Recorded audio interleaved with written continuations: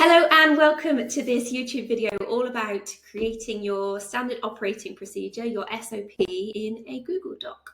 Now, I'm a Google girl. It's, for me, by far the best platform to use because of the live links and the way that we can organize things. However, I would say that this still is applicable if you're using Microsoft Word or any other written platform. But today we're going to be focusing on Google Docs. So if we haven't met before, my name is Kate. I service businesses start, grow and scale through lean systems, standardization of procedures, excellent team management. And of course, at the foundation of this is making sure that your business is running smoothly, and SOPs are a brilliant way to do that, because once it becomes bigger than you, once your business involves more people than just you need to make sure that those team members are doing the things that you used to do to the same standard and in the same way, and so on and so forth, as they start delegating to other people as well. So standard operating procedures are key as you grow your business. Even if you're by yourself and you've got lots of processes, it's a great way for you to release some headspace. If you create your standard operating procedure, file it away, that means that the next time you have to go do something, you don't have to remember, you don't have to go find the link for something. You can standardize it all, pop it there, and then just go follow that SOP each time. So there's a number of different ways that you can create an SOP, but actually there's a kind of a formula that goes on behind the scenes, and that's what I'm going to show you today. So in front of you right now on the screen, you should be able to see all of my SOPs. These are actually all available to purchase in a bundle, which is super cheap if you're like, oh my God, I do not want to make all of those myself. But we're going to jump into one of them today. So I'm just going to pick the onboarding one to go into. And let's have a little look at this. So first up, at the very beginning, if you've got a business where you're actually going to be sharing this quite a lot with team members and you're really looking to level up, I would start by not making them too fancy, but certainly a logo, a business name, something at the top that means that they're proprietary to you and your business. Of course, at the very beginning, we want to make sure that it's very clear what it is that we are going to be giving information on. So if somebody's searching in your SOP library, what are they searching for? They're searching for onboarding, okay? They're searching for something, bookkeeping, social media. So make it really clear of what it is that you're going to be doing in this SOP. Give it a really clear title. Moving on next, goal and aim of the SOP. So let's just zoom in a little bit more so we can go through this. So the goal of this XYZ SOP is to ensure a smooth and efficient transition for clients from the proposal stage to the commencement of services. The aim is to provide a seamless onboarding experience. Okay, so what is the aim of doing this procedure well? Establish clear communication channels and set the foundation for a successful collaboration. Okay, now this bit is really important because it may be as your business grows that you have like kind of multiple SOPs for different parts of procedures, or the procedure is so long, like the process is so long that you split up. So it's really important that people, what am I actually going to be doing if I'm following this SOP? If you've got a section here, I don't have it on this one, but if there is one that you want to put in, like you might want links to something. So like maybe there's a certain spreadsheet that you use or a certain platform that you have to log into. It can be really useful to add these at the top as well. So people can just click on this, open up multiple tabs of what they need, and they've got everything in front of them, the instructions and the actual tools to make it happen. Okay, summary of the process. This is really important as well because people need to understand what they're moving through, what is the procedure. So the onboarding process involves several key steps, including sending a proposal, obtaining client agreement through e-signature, invoicing, kickoff call, gathering essential information, questionnaire.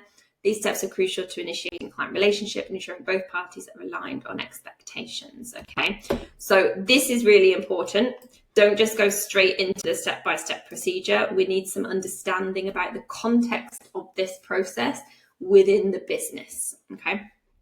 And if you're very small at the moment and you're just thinking, well, is that necessary? Do you want to go back and redo all of these when you start bringing on team members? Probably not. So just start it from the beginning and make sure that every SOP has the same formula.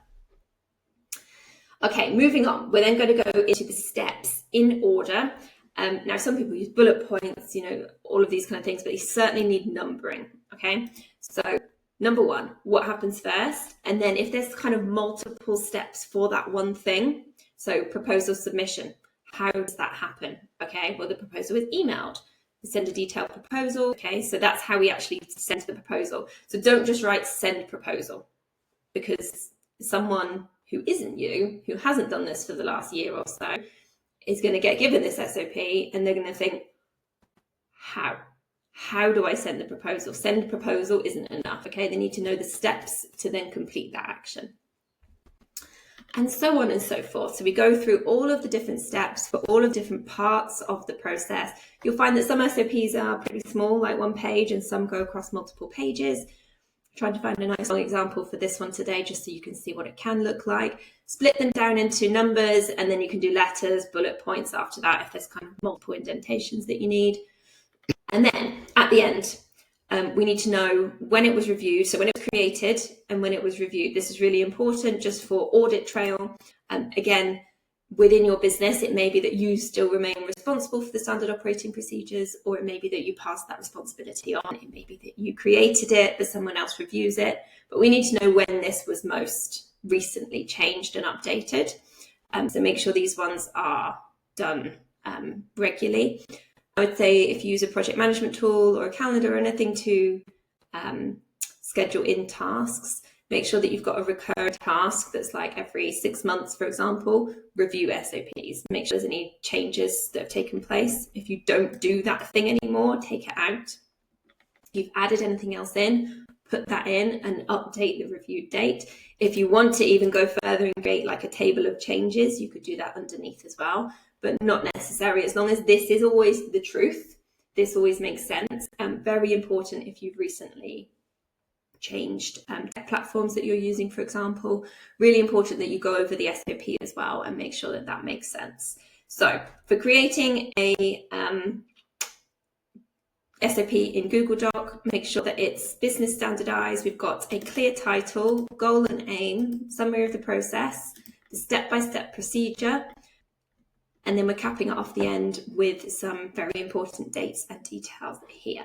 Now, if you're watching this thinking, this is great, but I've got like so many processes in my service business, like this is going to take ages. The likelihood is I have already got them done for you right here. Okay. There's 40 SOPs in this. They're all editable. They're all in Google Docs. You literally just go through it and think, yeah, I onboard clients, but actually I send the email at a slightly different time, or I use, do something else, or, client retention. Yes, we do that, but we send the email at 6 months rather than 3 months, those kind of things. So it's all editable. You make your own copies of everything and you save absolutely hours setting them up. And there's probably, well, definitely things in here that you won't have even thought about that you probably do, or you want to do, or you want to bring team members in to support you with. These SOPs have been created specifically for service businesses. So virtual assistants, HR, social media, marketing, coaches, all of these kind of things are really important in your business. So it's time to start working on your business and not in it, and SOPs are the foundation for any sort of scaling. If you click the link below, you'll be able to go directly to the checkout to purchase these. They're super, super low cost because I want you to be able to use them in your business straight away. This isn't a big purchase. This is something that you can grab today and get started immediately.